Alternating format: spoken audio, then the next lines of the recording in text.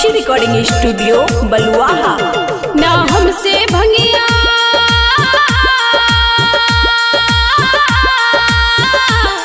ना हमसे भंगिया फसाए गणेश के पापा कि नहीं हर जात वानी ढाला कोमल हमर कलाए गणेश के पापा सच कही बात माने। ना हमसे भंगिया फसाए गणेश के पापा कि नहीं हर जात वानी ढाला कोमल हमर कलाए गणेश के पापा सच कही बात माने।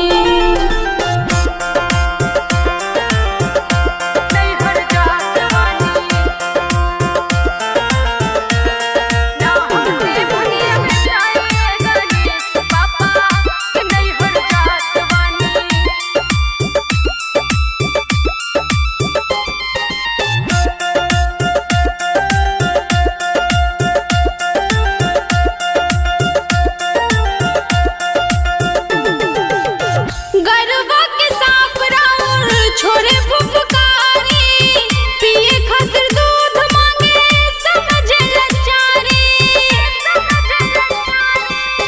गरबा के सांप राउर छोरे फुफकारी पिए खातिर दूध मांगे समझ लचारी। केकरा केकरा के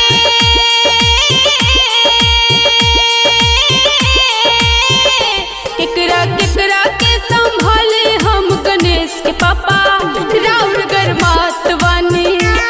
ना हमसे भंगिया फसाए गणेश के पापा कि नहीं हर जात वानी।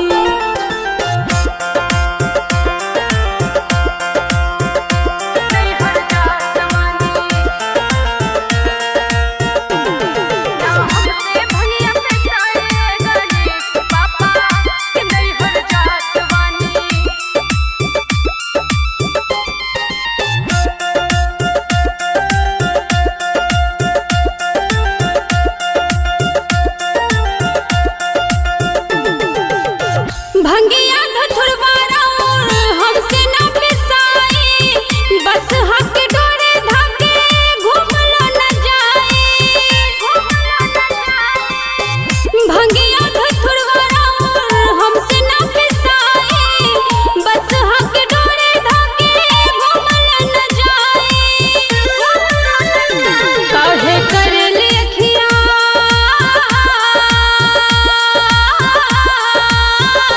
काहे करेले अखिया लाल गणेश के पापा काहे खिसियात वानी ढाला कोमल हमर कलाए गणेश के पापा सच कही बात माने। ना हमसे भंगिया फसाए गणेश के पापा कि नहीं हर जात वानी। खुशी रिकॉर्डिंग स्टूडियो बलुआहा।